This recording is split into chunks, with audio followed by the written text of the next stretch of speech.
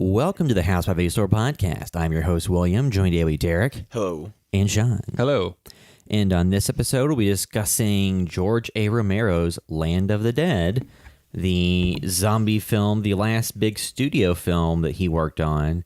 Not that he worked on a ton of big studio films, but it was the last big major multinational tens of millions of dollars grossed release, because after that he went to smaller films like Diary of the Dead and Survival of the Dead. And this was released shortly after the remake of Dawn of the Dead, right? Like the released the year after. Dawn yeah, was I know it was like 2004. really close. And then Shaun of the Dead was 2004, and then 28 Days Later was probably what, like 2002, 2003 one? Yeah, I think it's 2003. So it was like the mid-2000s zombie boom. But I just always kind of remember, I don't know why, just because I was probably younger. I was like 14 or 15 at the time when this came out. But like I always thought it was a sequel to Dawn of the Dead, and it's not. It's just... And this It's like kinda, all his films. Yeah, it's just kind of yeah. like in its own universe. Well, kinda. apparently the official word was he said it's set after Night of the Living Dead. Like that's all he said. It's not Yeah. even And set That's after kind of the Day story or for whatever. all of them. Yeah. Yeah. So I just always thought it was a sequel for a long time, and then it's like, oh yeah, this has nothing to do with it. No, you know? yeah. Yeah, because once again, so it's the George Romero's 2005 is when it came out, and it made $46 million globally. And it had a budget of around 19 million, which was the largest budget I think George Romero worked with. Or, you know, unless you account things for inflation, I'm not sure the budget for like Creepshow or... Like they used every penny of that on screen too, because this feels like his most expansive film he's ever done. You know, like it feels like the biggest film of his I've ever seen. Well, because you see some movies now that have a $15 million budget, and it looks like they shot it in a single room with, with no set dressing. Where did all the money effects. go? It's like, okay, we have an entire city, you know, a giant building, like a Dead Reckoning vehicle. Like you go all kinds of different places. Yeah, it's not set inside of a single house or even a mall, you know, even though they both get outside of those. This one feels a lot more. I mean, it is, but it does feel a lot more expansive than a lot of the other ones. And they cast the perfect villain in it too. It is almost like the one that is most entrenched in a post-apocalyptic world. Like, you know, like a lot of the other ones are set where things are happening or they have so far where society doesn't even exist, almost like in Day. Survival, I remember watching Survival, and I can't remember that too clearly, but this is like society has ended, but it has also continued. You know what I mean? Like there's way people they're just living with the zombies because now. like Night, Dawn, and Diary of the Dead are all kind of occurring as the zombie apocalypse is kicking into gear and starting. Because Night, you know, the original spoiler for all these films. Full spoilers. Like with Night of the Living Dead, you know, of course it ends with the people going around and hunting the remaining zombies and looking like it's been wrapped up. But obviously that's not the case with the following films. But because like Dawn of the Dead, you're kind of seeing it as the zombie apocalypse spreads and becomes bigger, because they start off in the city before it's completely overrun, but it's starting to go that way. But one thing I kind of like in the later films is the bigger threat tends to not be the zombies. It's the people. And that outside, I can't really remember Night of the Living Dead, but I know in the other ones it's definitely like...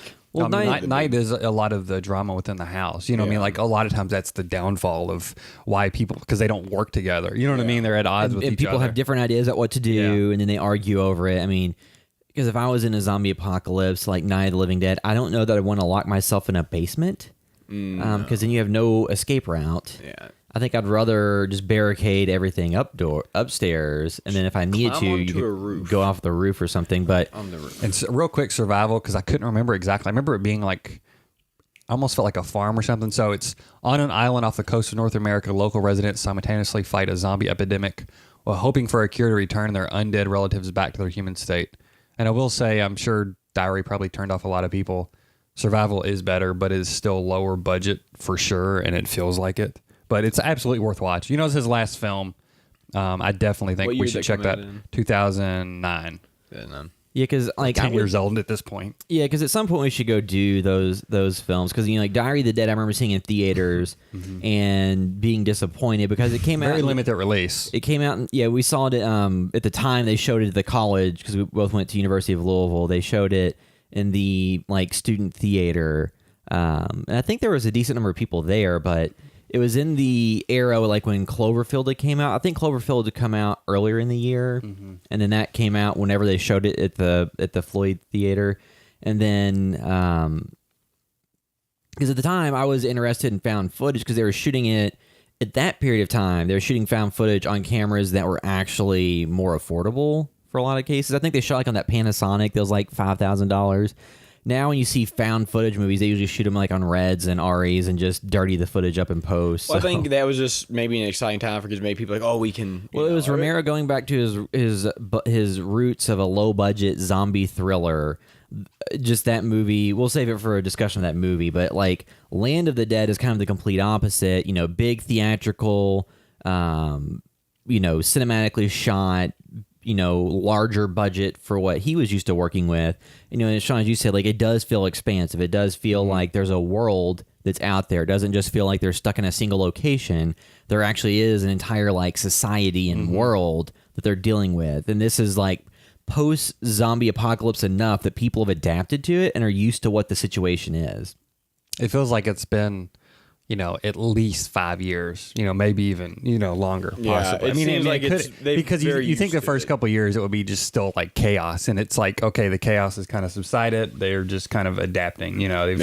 There's a system and hierarchy in place, and there's a class system in place in this post society.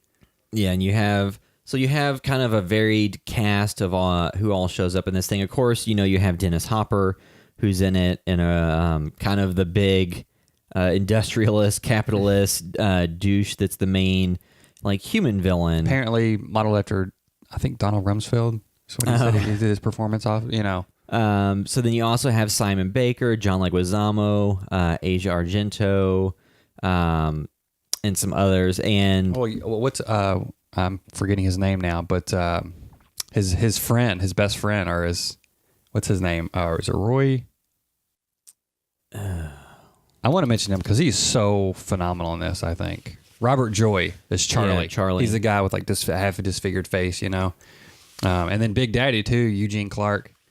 Yeah, I've seen him. He was at some of those horror fests. Yeah, did you go to his makeup thing? No. This like past Days of the Dead. I saw that they did it. But I didn't go to Nicole it. and I was in there, and he was just telling all kinds of stories from the set and just different Hollywood stories too. But he was very, I don't know. He's like, he took control of the room. He was very loud, and it seemed like he was always in a good, he was laughing a whole lot and telling great stories and like talking to the audience and stuff. He was super friendly though. But yeah, they were doing the makeup from this while he kind of did a Q&A.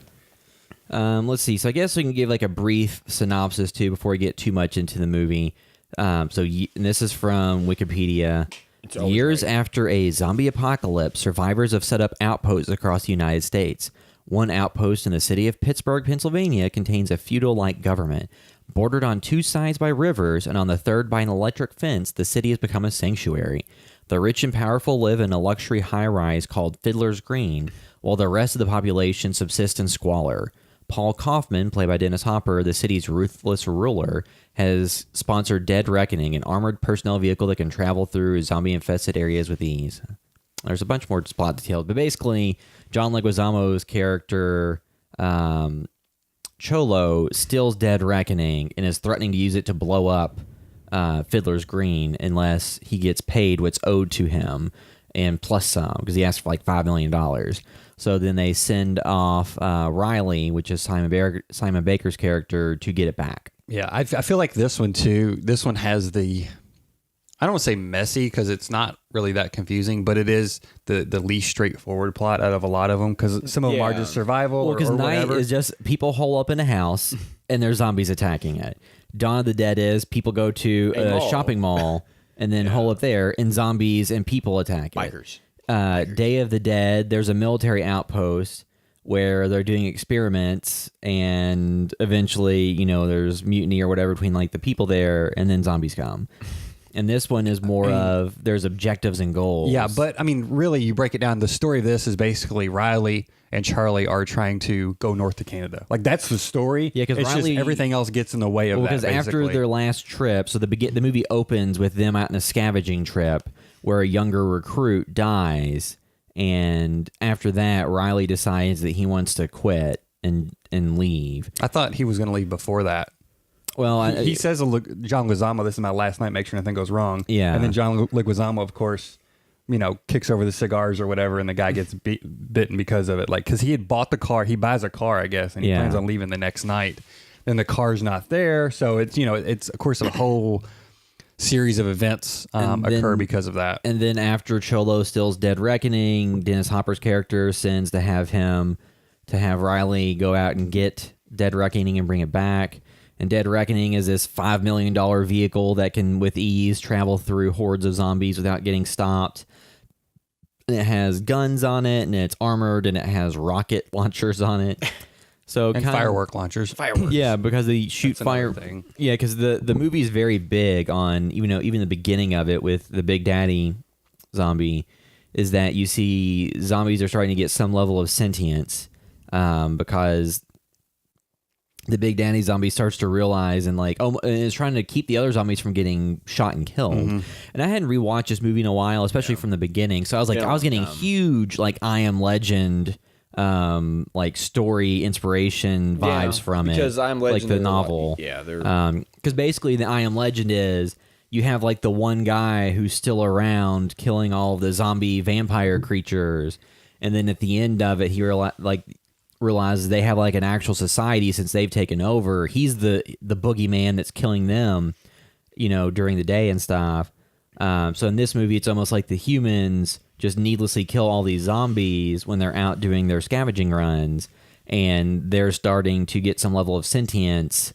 And it's why are you killing us? I mean, he's the first character we're introduced to really in the film. He's the first one. I think we see some zombies and then, and we kind of panic because, I just noticed this time. I've watched this several times. I haven't watched it probably in a good while, at least 5 years or more.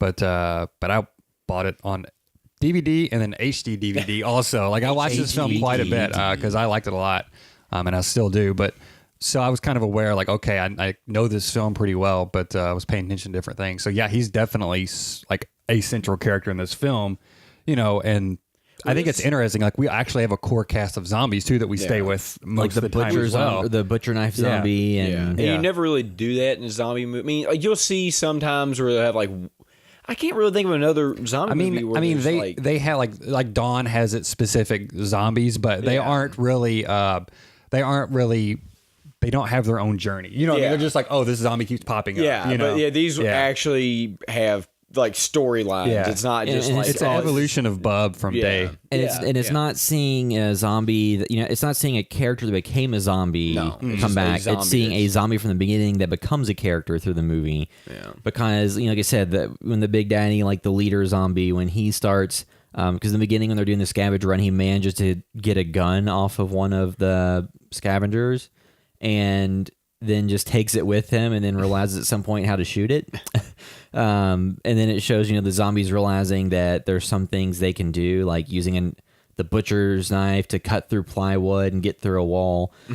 Because, you're having the idea of in the zombie apocalypse setting up a big sanctuary city, and a city that is a sanctuary, and having a big high-rise building. A high-rise building isn't probably the best place to be in during a zombie apocalypse if you don't have it stocked with 15 years of supplies and electricity and plumbing. Yeah. Because otherwise things could get pretty bad. You need to leave.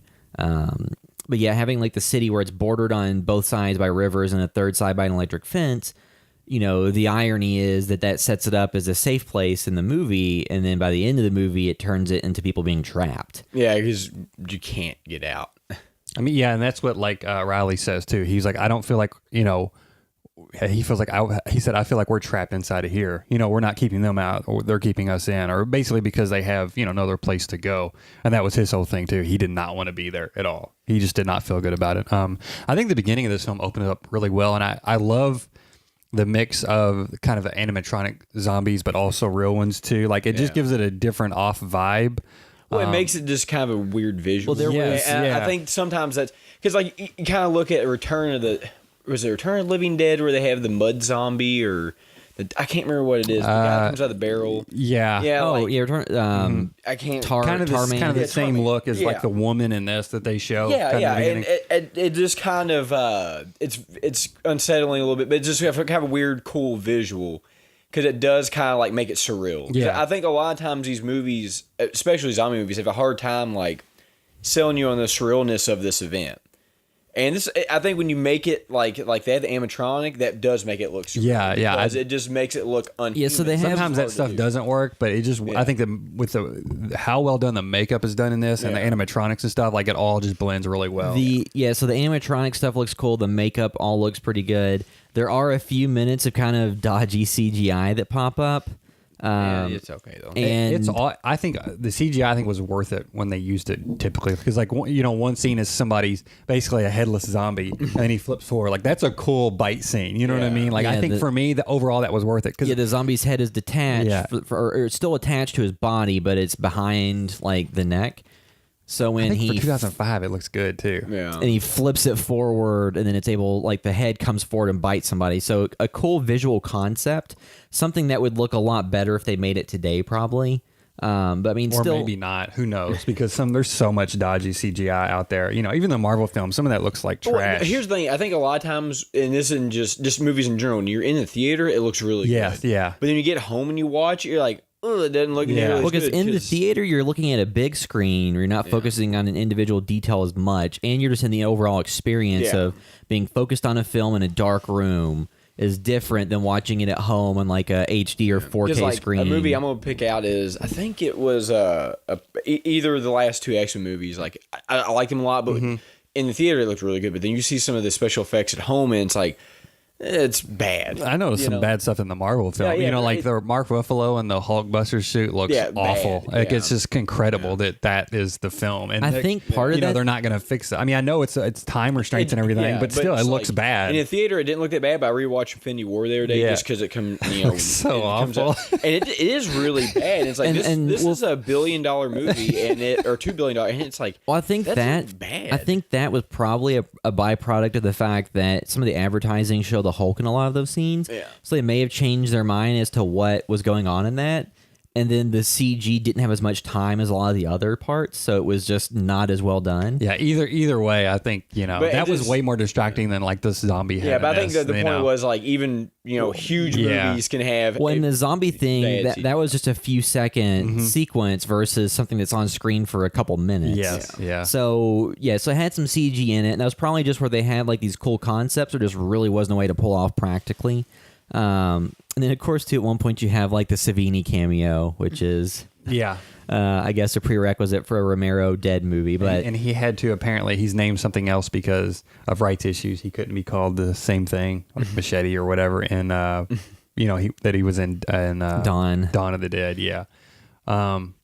Yeah, as far as like the social aspects of this too, the social commentary, like again, that's another reason why I was like, oh yeah, I think this is good to watch again, because it is very much about the 1%ers, And it's still very relevant. Yeah. No, and coming out in and- 2005, it hasn't aged poorly story wise. No, it has. That's what I think is interesting about it, because like it still might be more like relevant now than it was in 2005, and just because of I don't know, I do like that, and I think that's one thing that I think Romero is good at with a lot of zombie movies is like there's usually some underlying message there, whereas a lot of the zombie movies are just made to. Yeah, I mean, I like that Dawn of the Dead remake, but really, it's just like it was just a a gore. great It's great heightened film gore. of its time, and like just like a good popcorn film to go watch in high school. You know what I mean? Like it was great for that. Like this one, I feel like there's so much more to dig into, and yeah, it's not like as of the moment as that. Maybe it's not like it doesn't have as much sizzle. No. But I don't think it also kind of stops it from dating it that much No, too. but I you think know?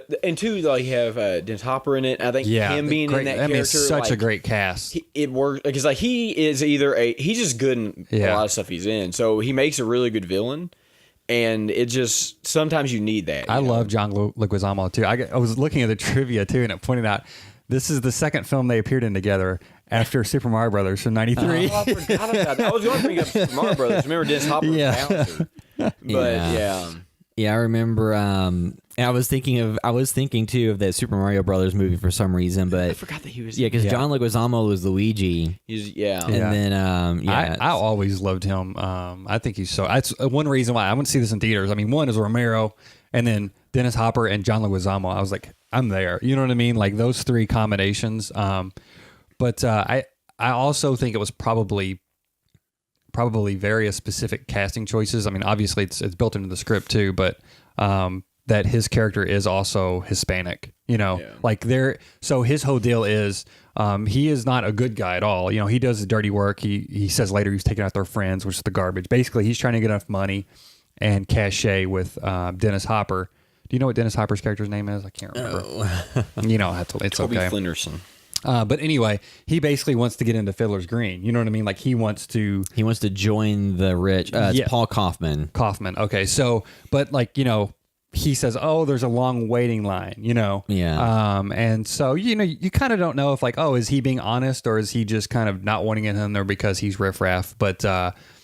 But essentially, right after that, he sends one of his guards to kill him. Yeah. And after that line, John Leguizamo specifically speaks Spanish too. Like, I definitely think that is it is. And at the end of the movie too, when he walks up, he calls him like, a derogatory term. Yeah. Like what does he say? He says like a spick something. You know what I mean? So that specifically is, he is a racist. You know what I mean? Like the reason for not letting him in there wasn't that he was shady because, Dennis Hopper's character is shady. It was specifically because of his race. Well, because there's that's like there's a lot of people in today's world who walk around saying, "Oh, I'm not racist," but because they work with people of different ethnic backgrounds. But there's a difference, like if you would work someone but not let them enter your home or live your in your inner neighborhood. circle. Yeah, there's a difference in that type of setup. So this movie just shows, the 1%, they're fine with some people working for them and doing their bidding, but they don't want them to be. They're not on a level with or equal to them.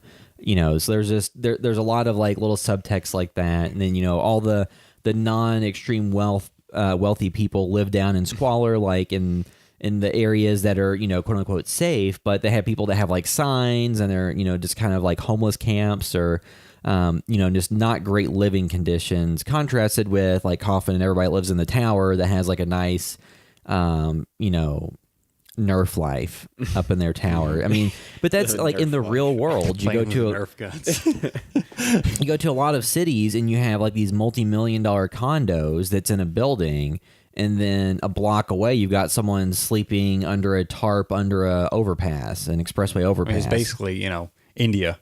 You know what I mean? This is almost like the situations in India. We got these high rises that are some of the most expensive buildings in the world, and they're right next to it is, the slums. Well, not even. Yeah. I mean, just go here locally in the city of Louisville. But I'm saying there's a huge separation there. Like that's one specifically everybody points out to, like the largest gulf. When here too, you don't typically have like armed guards in front of big buildings that keep people away or out.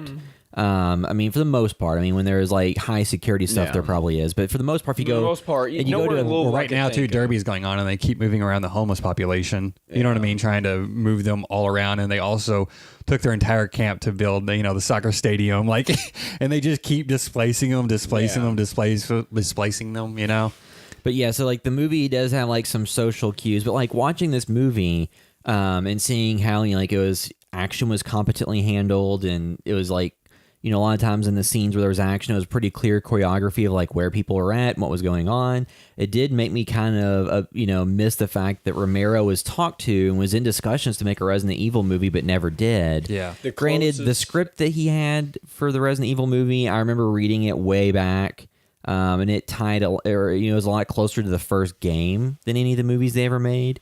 But I remember it had some like Native American stuff in it that was kind of like his addition, and like the script as a whole, I don't think was a great script from what I remember, but this just shows that with a decent budget, he can competently handle directing a big movie, at that stage in his career. Well, I just think too, though, like with this, like I guess when I first started watching it, and I say this a lot about movies, like it was on FX a lot, and it was one of those. This is the first time I've ever watched it from start to finish in one setting, because I would get home from school or whatever. I was in high school, and this would be on. So it'd be one of those things I would catch, like, the first 20 minutes or the last 20 minutes, or you get it in the. So I saw it piece by piece, but it's just one of those movies. I remember for some reason I didn't like it at all originally when I was younger. I don't really know what it was about it, but then I sit there and watch it. Then it's like, man, this is actually. Well, I think too. Well, it's hard. It's too, if you come at it from other zombie films, you just think, oh, well, it doesn't. This there's not like crazy action or anything, and you're like, oh, you don't.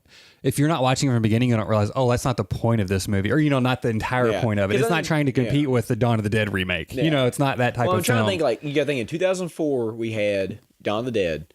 You also had Resident Evil 4 come out. You had Shaun of the Dead around. You had a bunch of other stuff. So maybe this just hit for me being like 14 at the time. It's kind of like didn't. Well, I think a difference is that it was an older director versus all these. Because this was a movie that had socio-political commentary peppered in to like a larger scope story that was about like character interactions, and the bad guys were the people more so than the zombies. Yeah. And in a lot of like the Dawn of the Dead remake, it had the fast running gore, which I hated. the fast running zombies, the gore moments, and there were some character. You had the zombie baby. You had so there were people being villains. about that. Yeah, Mekhi Phifer delivering a zombie I forgot baby. all about that. The zombie pregnant woman delivering. So I think that there was just the difference was that Land of the Dead was a little bit slower paced and had like I said, the socio-political commentary and like the actual plot line beyond just survive. And some of those other movies at the time, like Shaun of the Dead, the thing that makes that work is it is a very competent zombie film. Yeah. It's just it happens to be cast with actors who are funny in very funny moments. Yeah. But when you get to the third act and it kicks into people are dying and there's stakes there, then it is a legit zombie film. Which is worth noting too. They have a cameo in this, Simon Pegg and Edgar Wright. Did you know that? Since I was all like, I was following this film and I knew that they were going to be in it. Yeah, there's a scene inside of basically, where they have the arena, the club. They are chained up and people go up to get photo ops with them. They're like zombies chained up. It's Edgar Wright and Simon Pegg. Yeah, he invited them on because he loves Shaun of the Dead so much. That's cool. I didn't know that. So you have like that kind of like circular, the Night of the Living Dead, like the Romero stuff being a huge inspiration for Edgar Wright, who then makes that movie, and then the actors from his movie get to have little cameos in a Romero film. So, fun full circle stuff. I think at the time, because 28 Days Later was one where it was the infected, but it was in a city, and then you had like the third act that was kind of insulated in the kind of small military compound, as opposed to this movie never felt that small. No. Because even if there was stuff that took place in Fiddler's Green, it still was like a big building and complex. And then the stuff with Riley and his group and Charlie and everything was still taking place like out in the world in the Dead Reckoning. That's one thing you can say about Romero films too. The zombie films, at least, no film feels the same. It's not like he's doing a direct follow up. That's like, they don't even have the same characters typically. I feel like there might be, or there was maybe supposed to be some shared characters between Diary and Survival, or maybe that got nixed. I can't remember if there ended up being anybody in that, but yeah, they're all like totally different. Even kind of sometimes the points of them, you know what I mean? The theme or whatever. That's one thing I love about them. Because you always get a different flavor. Because you had Night that's more of like a visceral survival movie. That's just about how because like the racial elements weren't really planned, but it happened up front. But it happened. So you guys still haven't watched that horror noir doc? No, I need to watch it. They touch on that a whole lot.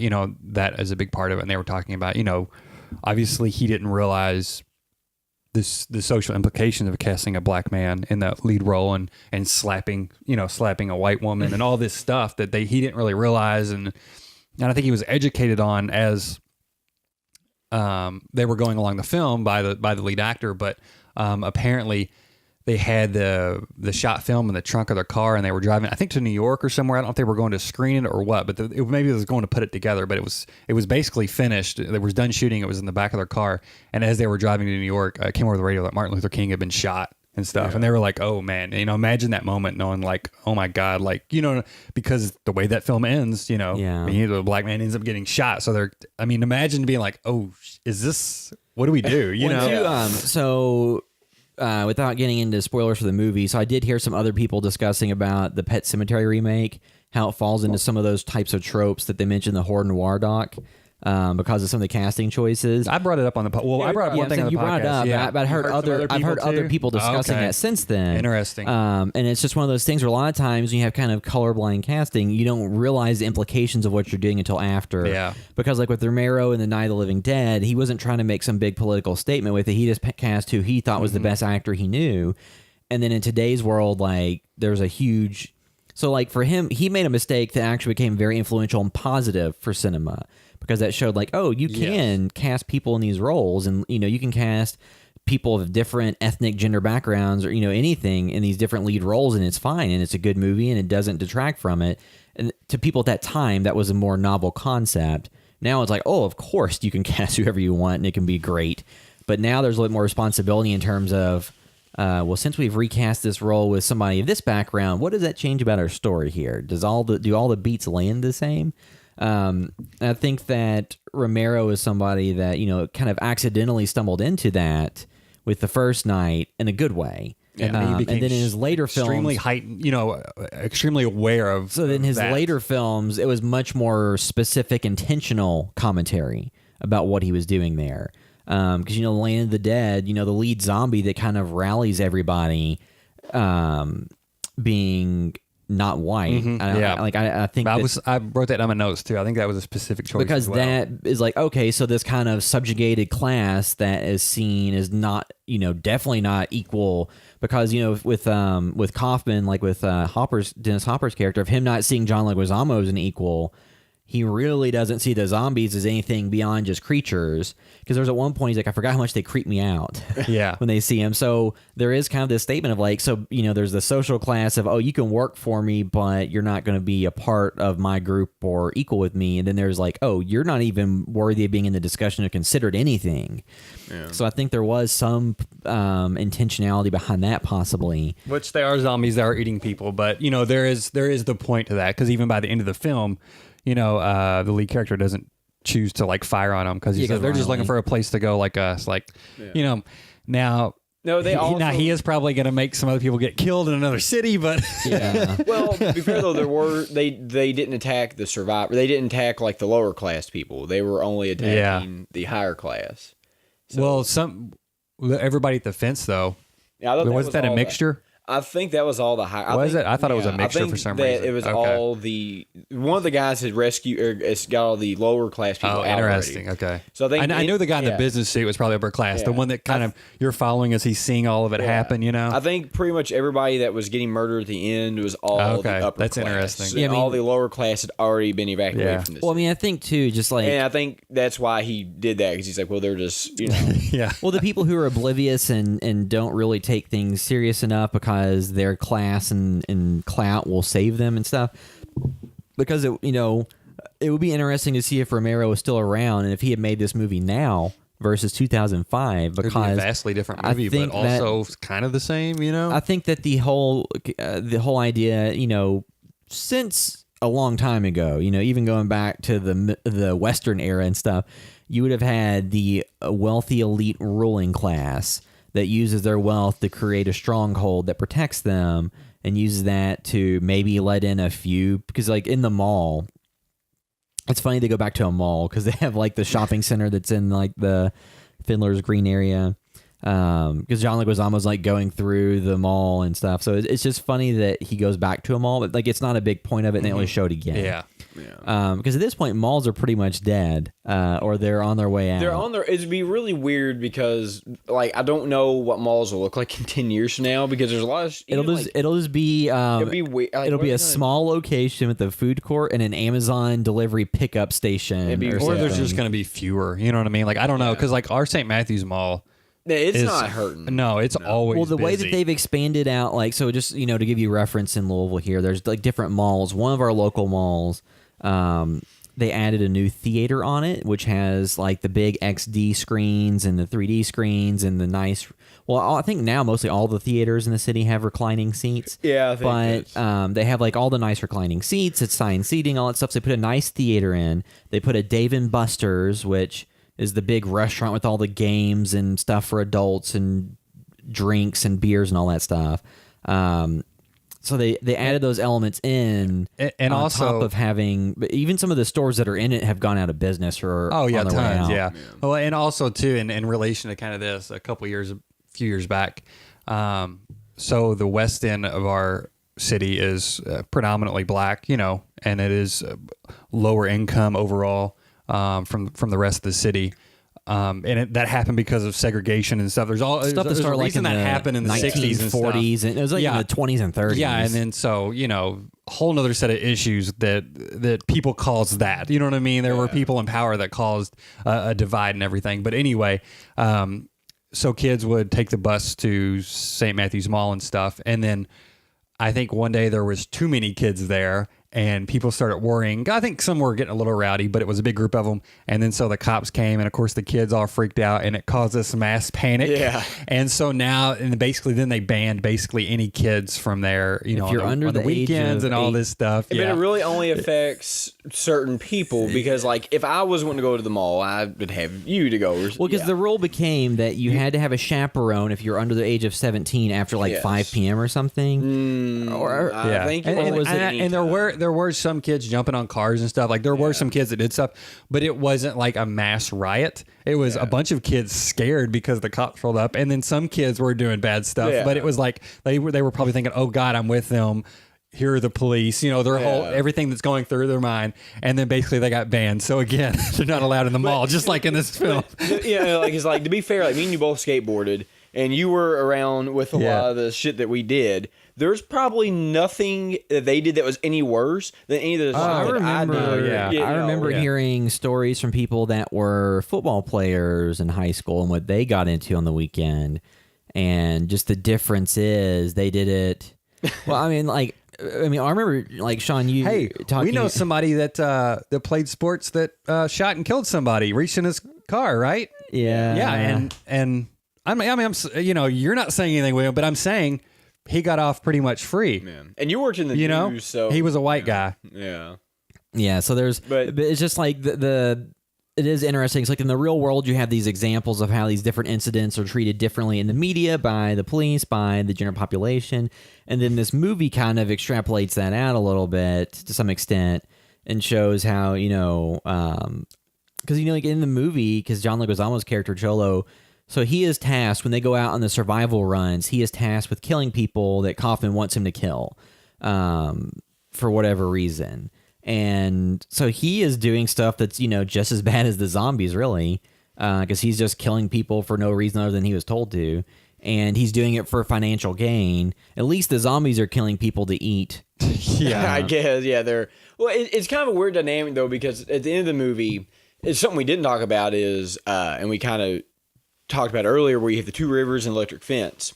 And then the big kind of, I guess, twist or whatever thing at the end is the zombies get into realize, the city. Well, they realize they can go underwater. Mm-hmm. And that is the scene I remember most from this movie, is all the zombies going underwater. Yeah, it's like, wow, what may be able to be going underwater? And led by Big Daddy, right? Yeah. So it's one of those scenes, it's like, maybe that was in the trailers a lot, or it might just been the scene I saw the most. It's on the box art, too. The box art is like half face in the water, I think. And like that to me, and we always talk about movies where, like, what do you remember the most from it? Because, like, a lot of times movies, like recent Pet Sematary, you go back and listen to the podcast, but I don't remember anything about that movie. And you look at like this movie, one thing I always remember from it is, this is a zombie movie where they go underwater. Yeah. So if I forget everything about it, it's like, no, I'll remember that one scene. And I think for me, there's a horror movie or any movie needs that one scene where you can be like, that's what I remember. New twist on, it's like his new addition to like the zombie lore, basically. I think his official, it's happened before, but I think, is it kind of goofy? Yeah, why not? Why can't they go underwater? The whole thing's goofy, Yeah, and but I would take something like this over like the Walking Dead series any day. One, two, so because I feel like the Walking Dead, if you're talking about, this is just a hour and a half, 2 hour long movie. It's 90 minutes. A decade of material, but I think this does more and has more to say effectively. And I'm not just picking on the Walking Dead. The big difference between this and say The Walking Dead is this movie jumps ahead. It doesn't go through all the boring buildup.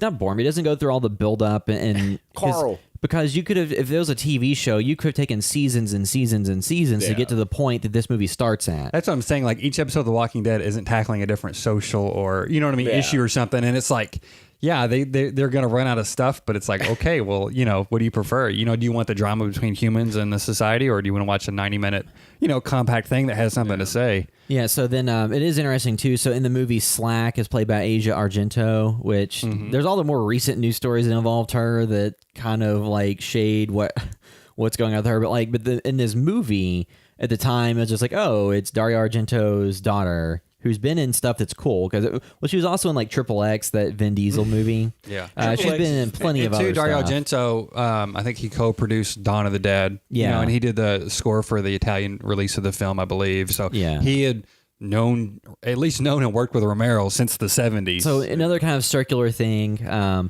thought that she was good in this. She played Slack, who was a prostitute, and it turns out she wasn't a prostitute by choice. She was forced to become a prostitute after she had tried to help like foment like some soldier, rebellion amongst Yeah. like the lower class people.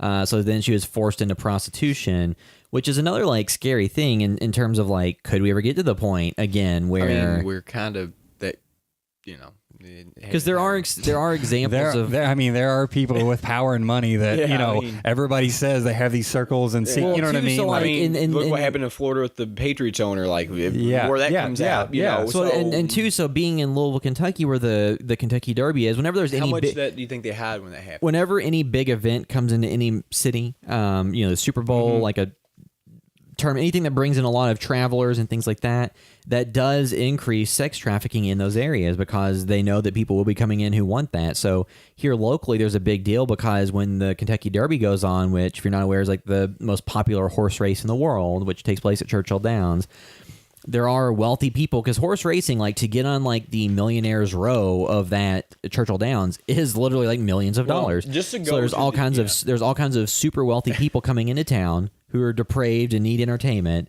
So that's why sex trafficking gets big. So even in today's world, where we're not in a zombie apocalypse, just a normal everyday world, there is still sex slavery. There is still, children are abducted and turned into slaves. So there's all this just terrible stuff still happening.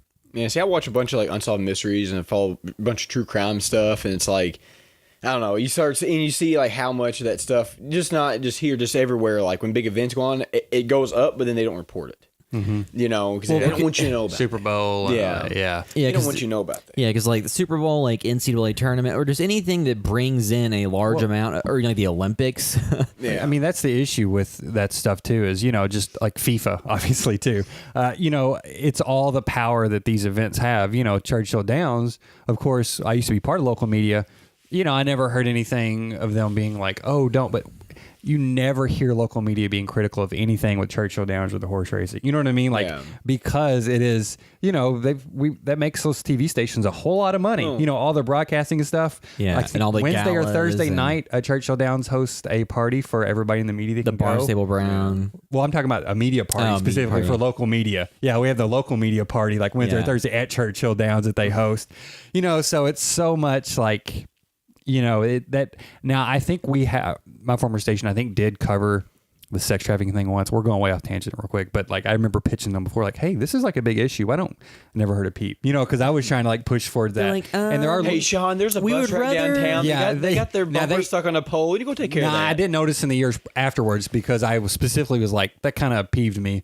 But that I never even got a response. And it's like, this is a big issue. This is an actual story. This isn't us going out there doing a news story on people in the infield having fun, It's like, let's lead with the story about all the guys from this frat that are Yeah. playing with a dead dove. But thankfully there are local organizations. There's one specifically that focusing on that. focuses on sex trafficking and stuff, and they've done a story on those groups around Derby. So they've at Yeah. least done something, but it's never, there's never a lot of pushback. We're going way off tangent. Yeah. but, But the point was the movie showed that even in that society there were people forced into sex work. Well, it just and it just slightly is too. It's not even any worse than what's happening in modern society. But Well, yeah. just this movie, I think it's one thing I do miss about like the Romero stuff is like there's always There's some point. It's a deeper movie than just watching somebody get their intros ripped out. Yeah. And eaten. It's not just like there is that in there, but that's not maybe always. Like anybody can go in. If that's all you want to see, you'll go in. You'll see enough of that you'll be happy. But if you want a movie that dives a little deeper, then like, as much as I love the remake of Resident Evil 2, like it is just yeah, it's just action. a- There's yeah. not really. There's like there's nothing really deeper. This isn't like that. This is a little bit deeper. Has more social Well, and- commentary. I mean, his plan was when he started doing some of these was like, oh, every 10 years I'm going to make one because I'll have something to say. Every 10 years, and he had a bigger gap probably because there was no interest Money in zombie and- stuff Well, it in just- the mid 90s, but Yeah, it's just and then he funny broke the how- cycle after this. Yeah, but it's just funny how there wasn't though, because that was like, and I know I'm talking about Resident Evil, but it's relevant because he even did a commercial for him. But like in the '90s, that was kind of like a boom. At yeah, that but stuff. that was But just never that was really- such a like video games Yeah. weren't what they were now Yeah, at it just didn't all. catch You know, on. it was nothing And big. if anything, people will be interested in adapting the video games, not bringing back the genre in Yeah. itself, because Yeah. the and brand that's why name. he probably was almost attached, because they were like, oh no, you can't do your own thing. But Well, because too, like when you look back at a lot of the Romero movies, you know, Night of the Living Dead kind of leaves you with like this bittersweet, like, oh, he survived the night and then gets killed. But that might Which- be how things really happen. So like, you know, but that things gives don't you like a always- specific feeling. Yeah. Dawn of the Dead. I remember watching that, like when they were watching the news broadcast, and then it eventually goes to where there's no news broadcast. Like to me, for whatever reason, that just evoked like this feeling of like dread of like if Yeah. you're in the real, if that was what you were experiencing, like if you were to turn on the TV and see like the kind of end of days broadcast, and then you turn it on and there's just nothing, like Yeah. that evokes like some sense of dread or fear of like Because- the world is essentially over. Yeah, because when that stops, which I think that's effective. So that was that movie left me with, you know, even though it may have not shown as much as a lot of other movies, it did leave me this feeling of like, oh, this is like they are now in a post-apocalyptic landscape. Even though there's some goofy stuff in that movie with like the pies in the face of zombies and stuff, but like the feeling that it evoked was very specific. So that is still one of my favorite zombie films. I'm out of bullets, but I got Day some of the eyes. Dead was a completely different feel and, you know, kind of different direction. I think at the time people weren't as big of a fan of, but I think it has gotten its due Yeah. over I time. like that film a whole Which lot. that one's the one with Bub, right? Yes. Okay, is that the one with the terrible scene where all the armors break through the wall? Yeah, and Lay's like, it's a dream. "Woo!" Yeah, it's a dream. Yeah, but I just Yeah. remember like that being like something I always see like one of the worst scenes in movie history. Oh, I Just, like that. It's Yeah. funny, but just 'cause Yeah. she's like so like.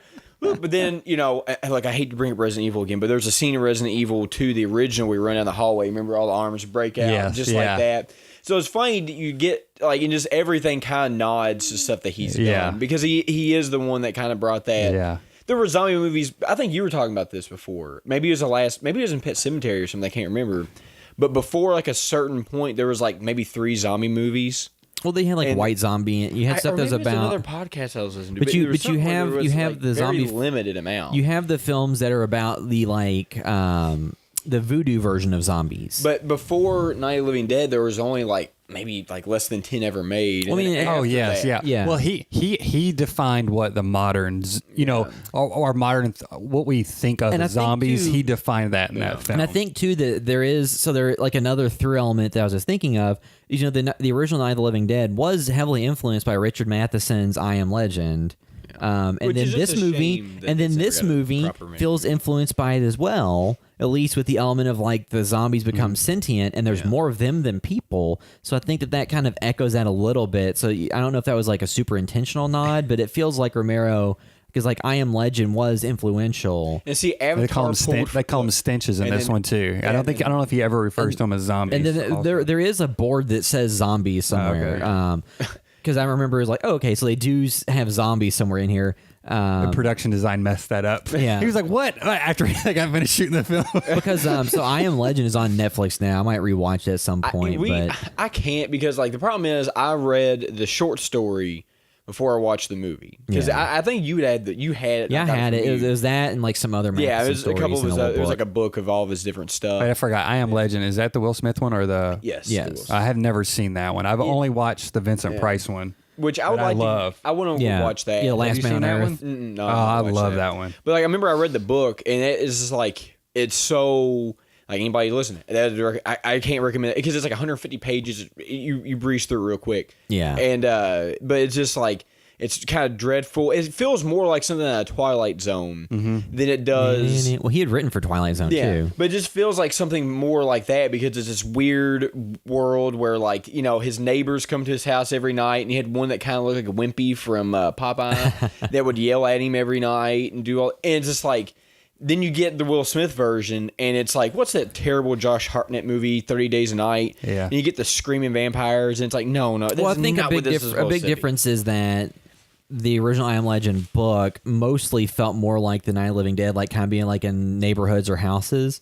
Yeah. And then the movie set it in like New York. But they still took what In was downtown, the like, Manhattan, core of the like- movie, which was like they were sentient and they could speak and they could do these things, and then he was the boogeyman that was killing them, not the other way around. And So this they kind of did. It was just it was the about that movie. alternate I think I've got a ending did copy that. of what was the Vincent Price one called? Last Man on Earth. That's right. Okay, I have a I've copy of not that. I watched believe. it. I mean, Yeah, I I'd wa- love that movie. We Yeah, I'd should do watched that a one while day. back. Yeah, so but back to this movie, like, but I think it did evoke the idea a little bit of the people are almost worse than the zombies. Well, I think that's kind of one thing that he's No. hit on in most of his movies. Is Yeah. that, like the zombies. Well, the people are, and everything that has to do with the undead, it typically comes down to humans are worse than the undead. Yeah. And they are only so a difference between this and The Walking Dead is that in The Walking Dead, zombies are only really ever a threat when they need them to be, and it's typically because of people they become a threat. In this movie, the zombies themselves were becoming sentient enough that they didn't want to be the victims of humans and just be killed at They their basically whim. went and sieged the city because they kept getting shot. You know, Yeah, what I mean? because Bub was trying to knock zombies down or make them not get shot. Yeah. Or not Bub, the Big Daddy. And so you have like this kind of just interesting Adam Sandler setup. So, but like we haven't talked too much about like Riley. He's kind of like he did a good job, but it is kind of like your plain like good guy character. Yes. Yeah.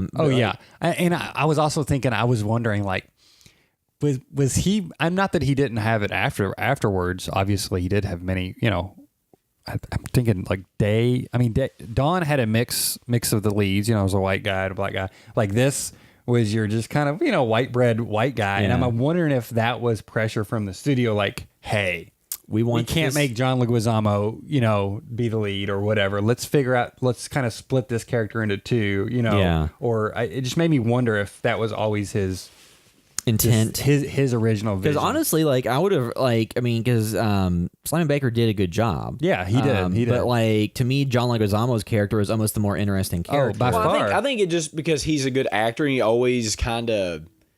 I don't know. He's just because he always kind of plays like the same character. Spawn. Yeah, but like, cause remember him being in Kick-Ass, and he was kind of like one of the sidekicks or something. Oh, in the second one. Well, he was in the first and second one, and it's weird that that's the movie I think about when I think about him. But like, he was good in it, and he's always kind of plays that same seedy type of guy and everything, as he just does it very well. I always think about Hanging with the Homeboys. You guys ever watch that? It's like from like early '90s, and essentially it's like a bunch of guys out, a night in New York.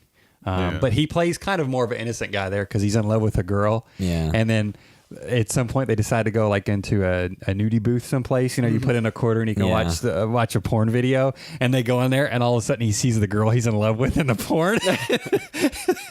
That would be. I like that movie a lot. It's been a while since I watched it, but also to his character in this film, he even again the social aspect. There's one point when he's inside Dead Reckoning, and he specifically points out there's a guy, and he says, without this truck, I'd be the same as that poor Mexican bastard cutting the grass out there. And Yeah. there's a zombie pushing the grass. You know what I Yeah, mean? 'cause, like, he specifically, is kind of like, oh, that's what I'll be relegated to. You know what I mean? Like where I would be in this society if I wasn't doing something. Well, and two, you have the point in the movie where after Riley and Charlie, because they're sent off with like a commando team from Kaufman, and the one guy is on board with their plan. The female agent isn't, and then the Samoan. Yeah, and then the female agent gets killed.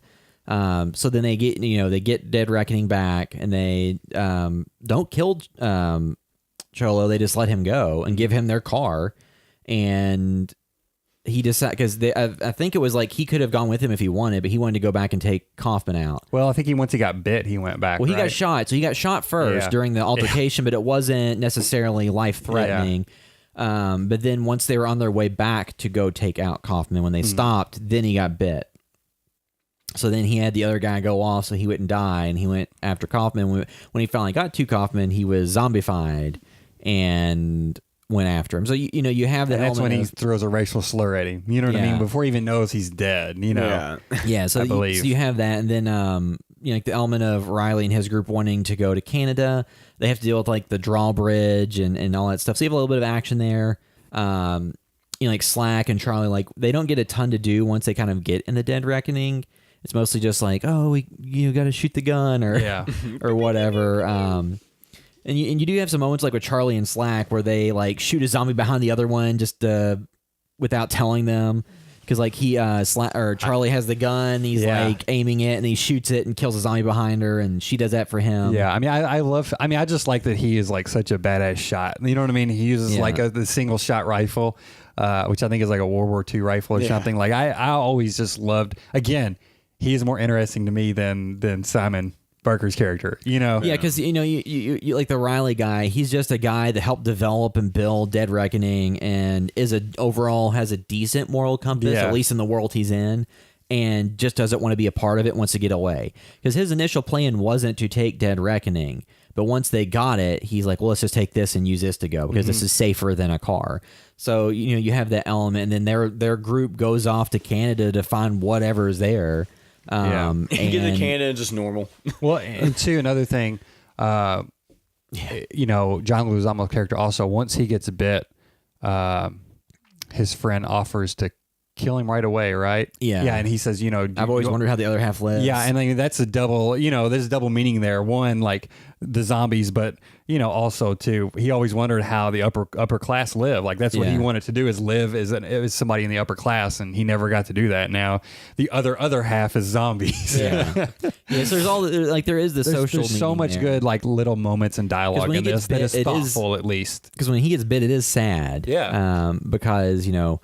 But so then you have, you know, the element of like when Kaufman is in the tower, when they like before he realizes they're not gonna shoot the rockets and destroy it, he shoots and kills like one of the other people. Again, that's such a good moment. And he's like, if I had known that information, I might not have done something I just did. So you have the kind of funny element of him like in fear for his life, just kill somebody. It does it one more time. It like makes you hate this character before he's, you know, killed. Like he just kills somebody for no real reason. Yeah. And then, well, I mean, I guess he thought the guy was suspect and wanted like part of the money or to go with him, or you know what I mean, or question him at all. But then, like immediately after he shoots and kills the guy, he gets word that actually the threat isn't real. And then that's why, like when he's leaving, he would have rather left in Dead Reckoning, but they're going to take his boat, which they're going to go to. And it is funny because like his driver, when like when stuff starts going down in the garage, his driver just abandons him. And if he had just gotten the driver, well, no, the driver had the keys, which is why he just stayed in the back. But if he had just wanted to drive himself, he would have not found himself in the scenario that got him killed. So it just shows like people relying on essentially like paid help and servants and, you know, doing things for them. If he had just been self-sufficient enough to drive himself, he might have been able to survive. But who knows? But yeah, so there's like the social commentary elements, and I would like to see it done today because I think there's even a wider gulf between the ultra wealthy. Touchy though, because some of this film too, if you've done it today, some people might be like, "Oh, this is a little bit too on the nose." You know what I mean? Like that's the thing. It's like hard balance. Like that's why it's so good being slightly ahead of its time. That it's like, oh, it ages into it. Yeah, you know? This is something that's weird that it actually I think aged more into because in 2000, what this came in 2005. Like, you didn't have this. There was a lot of talk about the dying middle class in 2005. I specifically remember going to this movie. A lot of talk. There wasn't as much visibility into a lot. But there was a lot of. But now that's like, you know, especially with primaries about to start back up and all that. Yeah. Like this kind of what the movie tackles is always talked about a lot. Mm-hmm. So it just, especially the last election cycle. So it's just like. It's funny how this probably aged more gracefully into the topic it covered. Yeah, a little ahead. They're building fences and borders. Well, it's also exactly, and that's something else that this could tackle too. How like sometimes you know it may not work, but it's kind of a weird movie in that aspect of where it maybe has aged better because there's very few movies I can think of that's like. This topic actually aged. RoboCop. Better. When we talk about RoboCop, it aged into the industrialist company where people are the product. Because, you know, like tech companies now, they really don't give an F about a lot of people when they launch these new products. Because have you seen like Facebook? RoboCop was further back. RoboCop. Because like Facebook's been getting in trouble for a lot of stuff recently. It was found that they had a lot of user passwords stored in unsecured networks. They've been getting in trouble for stuff for like 3 years. So they didn't have passwords stored insecurely where people on the internet at large could get a hold of them, but any employee could likely find passwords. So if you knew somebody that worked at Facebook, they might have had access to your private messages and your profile and stuff. Jokes and they'll have anything. So then, the ideal thing now is don't use social media for things that could destroy you like, if it was Facebook out there. Facebook is something that like I have, but I don't really. Yeah, but the point I was, deleted my app the other day because people's like, oh, there's Avengers spoilers. And I was like, oh, I'm sure they'll pop up anywhere else, but I actually don't care that much about Facebook. I just deleted the app. I'll add it back on eventually just for like group stuff that I'm in, but I'm like, I get on there I use to check my Messenger friend to- request on the PC occasionally now. See, I wish that the fake block app, which was on Arrested Development, Was exists real? in real life. So you could have an app and you could push a button, it would delete any picture of you, no matter who posted it, any post that tagged. If you had some way you could go in and just destroy and destruct your online presence and be in complete control of what existed of you on the internet, that'd be awesome. Speaking of, the end of the world scenarios and stuff, I was Googling like what happens if like a Google data center catches on fire, because I have a lot of stuff on Google Photos and then YouTube. Yeah. Basically I put all my Drive daughter's videos on. She has her own YouTube account that I made. It's all private, and I just put the videos unlisted and then can share them with family members. Yeah. because I'm like, oh, I can building basically a Netflix of home videos. Yeah. But I'm like, what happens if Google goes out in 10 years, or if something massive thing happens? But apparently they have like, I don't know how many data centers in the US, like 8 or 12, and then one in like many different countries around the world. Yeah. So it's like half, and they Redundant. double up. There's redundancy. So it's like most of the world would have to burn before you lose everything. Well, and two, because like After that, you'd have bigger problems. Yeah, too, or- if you yeah. lost So the that's why I'm Google- like, I'm not worried about it. Yeah. Yeah, but going back to Land of the Dead, so the movie touched on a lot of social issues, and it had these different little slices of things that, like Derek said, I think it did age better with the It's like a social fine commentary he's line. It making. aged pretty And it's one of those movies I think that if it was widely available on Netflix and Amazon Prime, it would probably get more of a following today. Yeah. People would just assume it was a new movie if they didn't put the date on there. Like I'm saying, like they would at least click on it, start watching, Yeah. and think, oh, the new zombie film. You know? because because it was Romero's like one of his largest budgeted projects, around 15 to 19 million, and it made 46 million worldwide. And it's one of those movies where I think it had a pretty big weekend 1 to 2 drop in the U.S. Like it dropped quite a bit between its first and second weekend in release. I'm interested to go back and see what the media campaign was for it, because I don't think that saying a Romero zombie film is a general audience selling point. I think they were pitching it as that. I feel like I remember. Yeah, well, because it was George A. His name was above it, and in a lot of cases, Yeah. it's called George A. Romero's Land of the Dead. because people knew, like everybody knows Night of the Living Dead. especially that early. But, back. but I wonder if they made it, if the advertising made it seem to anybody that you needed to have seen the other of the Dead films, because I think this one absolutely does not need to have Well, those I others. just don't think that any of them you really need to watch to. I mean, it helps all of them, and it kind of gives you a coherent, but it doesn't. That movie didn't require any prior knowledge. Yeah. So yeah, I guess we can kind of wrap up what our scores on Land of the Dead would be and final thoughts. So, Sean, what would you give it out of 10? I mean, like I said, I was excited for this film. I was not disappointed. I know some people are kind of like, they weren't super happy with it. Like it did everything I wanted to do. I feel like it was extremely relevant when it came out. As far as like, his whole mantra of like, I'm going to make a film when I have something to say at the time. And I was like, yeah, that seemed like he had something to say. And he was, there was saying stuff. It wasn't just cool zombie action or whatever. Because even at the time, we kind of had a few films that were filling that of that era. You just had Dawn of the You Dead had Resident Evil, and Dawn of the Dead if you just wanted like some zombie action. I forgot about Resident Evil. Which was 2002. So, I probably give it like a 9 out of 10. Like I watched it over and over, and it's not like my favorite Romero film, and it's not my favorite zombie film or anything like that. But I still I think it's very valuable, and I think it's more of an essential watch than 90% of other zombie films. Yeah. I mean, I'm not as high on as that. I'm probably like somewhere between 7. I'm gonna go with like a 7.5. I enjoyed it. I watched it. I do think the social stuff is very interesting, because I just still find that to be extremely relevant on almost all ends of it. Especially for a movie that's now 14 years old. 2005, right? Yeah, so it's 14 years 2005. old.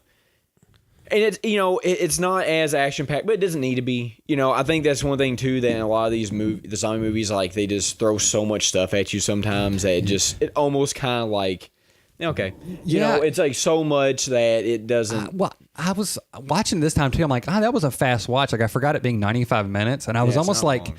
man, I almost feel like it could have been longer. Like I'm not saying anything should have been stretched, but I feel like he probably could have done more. I'm sure it was budget reasons too, just because Dawn of the Dead is so long, and that feels like a big epic zombie film. And there's parts that are slow, but they work because of that. Like I would have almost liked to seen a version of this film that actually was a little bit even bigger. You know what I mean? And took its time even more, because I think that could have made this a better film, only because there's more to say. It's not just like zombie action where you're like, I need 15, 20 more minutes of zombie action, because if that, you just eyes glaze over. Yeah, and I think that's kind of what happens with a lot of movies, because like I feel like kind of like Dawn of the Dead and the 28 days, weeks, years. Well, 28 whatever. weeks later, I thought was good and interesting, and kind of had a stacked cast. When you go back and look at it, because it had like Jeremy Renner, But then you have a Idris scene- I Elba. watched that once in theaters when it came out, and I need to see that. And then you have a scene though in that where they have a helicopter they use to mow down a field of zombies, and it's just like, meh.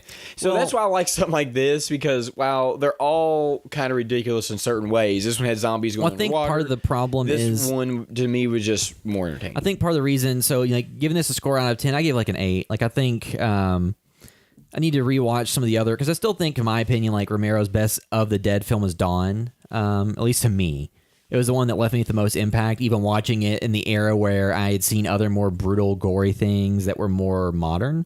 But this movie I still think is very enjoyable, and I think that it was, the last big film that Romero made before he kind of did the smaller films. And it makes me sad that we get to see more kind of movies on this level from him with, a decent budget and support behind it to kind of see what he would have had to say. And, especially if he had this level of resources for a non-zombie film, like what would he have done? I mean, because he did like Monkey Shines and Night Riders, Bruiser, Martin. Yeah, but I mean, like, but none of those I don't think really had the resources behind them. Crazy this. Show Martin. No. Because what was I it? wish it was the Because TV Monkey show. George Shines. Romero's Martin. Because like, what was it? Monkey Shines had like Stanley Tucci in it and other people. Like, so that's a movie where I think when he's not in full creative control of stuff, of course, Creep Show was a great movie that he did that was written by Stephen King. And there's a lot of stuff that George Romero was attached to at different points. I think he was supposed to direct the Pet Cemetery at one point, or he was attached to it at some level. But there's a lot of things he was attached to and did. But I would have liked to seen more movies later in his career where he had like decent resources behind it. But I think with like Land of the Dead making its money back probably for everybody, and that was still the era where DVD sales meant something. Mm-hmm. So I'm sure if it made 46 million worldwide on a budget of 15, it probably was able to turn a profit, especially once home videos figured in. It just wasn't $100 million hit worldwide that would have influenced people to want him to make more movies of that stature. So, it's kind of the last big movie we got from him, and then the other movies. And I think it's the last great movie we got. I think Survival was definitely better than Diary, but Diary, I know we don't want to get into it, but Diary was tackling a lot of social media stuff, but the before social media became what it was it in is. the infancy. Like he really tried to be ahead of the curve, but we really didn't know what it was yet. You know what I mean? Like I think if he would have made that 10 years later, in 2015 or something. That could have been, because like the YouTube vlogger, that wasn't as big of a thing back then. There weren't as many there wasn't the social media influencer. I bet that's going to be a weird movie to go back to. Oh my god! Yeah, I want to go back. I kind of do want to rewatch that at some point. I'm pretty soon. sure I bought that film. I have a copy of it, but I don't. Again, I've been looking for my Airheads. Like there's a stack of movies I have that I don't know where. Like I don't know where my Diary is. Airheads. Like there's a bunch of stuff. So if I find that box or something, what I really want now is a zombie movie shot in the way that these YouTubers shoot videos that are like almost unwatchable. Holla at your boy! I got a zombie here, and they're getting eaten, and that's just like. Or Logan Paul goes into a zombie forest. Yeah, because I every now and then I will just see different memes or stuff, and and it's like I don't understand how people can watch that stuff and find it entertaining. Well, there were I guess you see younger audience. You come across what's disheartening to me is you come across some of these videos that some of these popular YouTubers put out, and then the comments people are like, this is better than any TV show or movie has made in the past 10 years. And it's like, this is just some douchebag bragging about how cool they are. Now, to be fair, if they've only seen, I'm just going to say a name, Big Bang Theory. You know what I mean? Like if they've only seen like a couple things and they're like, oh, or they've only watched iCarly and they don't like it or whatever. And I know some people like iCarly. You know what I mean? Like if they're like, yeah, okay, I guess this is more entertaining. Well, I mean, the thing is, I'm sure that there were people when we were kids and we're like, oh, Ninja Turtles is so awesome. There's like, oh, you've never even seen The Godfather, you moron. Sure, yeah. Well, to be fair, like one of the big influences on me when I was growing up, especially my age, because I was a little bit, I'm a little bit younger than you all, was like Jackass. So like that was something that like everybody emulated. And But the difference is, I don't know that there was anybody when I was in high school that was saying Jackass was the best thing that existed. No, I mean, I could see plenty of people saying that though back then. You know what I mean? Yeah. Because it was just so wild and it was like such a like I got a Beavis and Butthead jacket on. Like there's probably people that thought that was the best thing, but that stuff's aged better. Maybe not Jackass.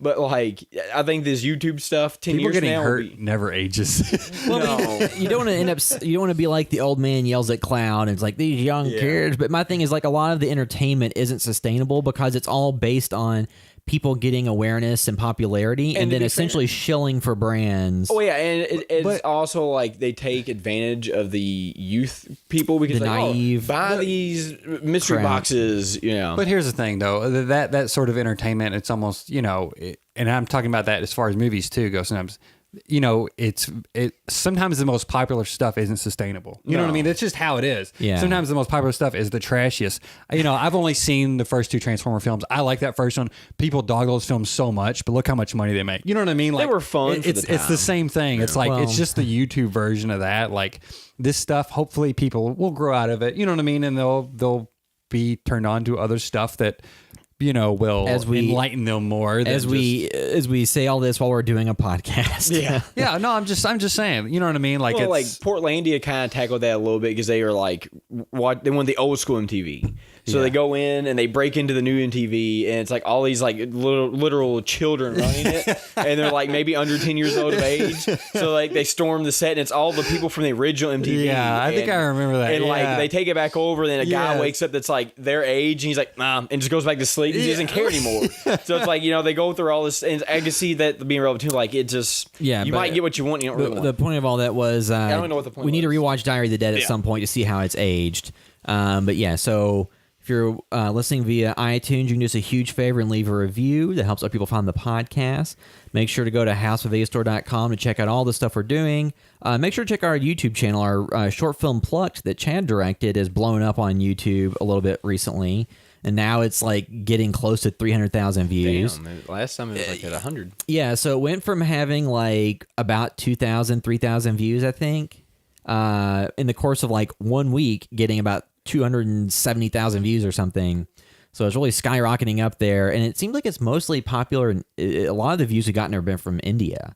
Because for some reason it started showing up in the browse features, like the recommended videos for people in India. I guess they search for stuff about the dog man or something. Well, I just clicked on the video just to see, and it's like all the recommended under Plucked is werewolves, a bunch of or the the cryptid stuff. Yeah, you know what I mean, I saw a ton of that. and all that. So I think somehow it got infused into being recommended, and that stuff's super popular on YouTube. Yeah, so I guess. So for basically, some reason, the YouTube algorithms can make your video go from having 3,000 views to 300,000 views if they so choose to make it something that's visible. So make sure to go check that out if you haven't. Check out all of our other short films because they've been getting a little bit of a view bump from Plucked. And you can go to, like I said, houseofastor.com to find links to all that stuff. Make sure to follow us on YouTube and Facebook and Instagram and Twitter and all that stuff. And if you want to find us specifically on the internet, you can find me on Instagram at TheWilliamCavs. You can find me at MetaWorldDerek. I'm at Blevin Sean on Twitter. And that'll wrap up this episode of the House by Vasor podcast. Thanks for listening.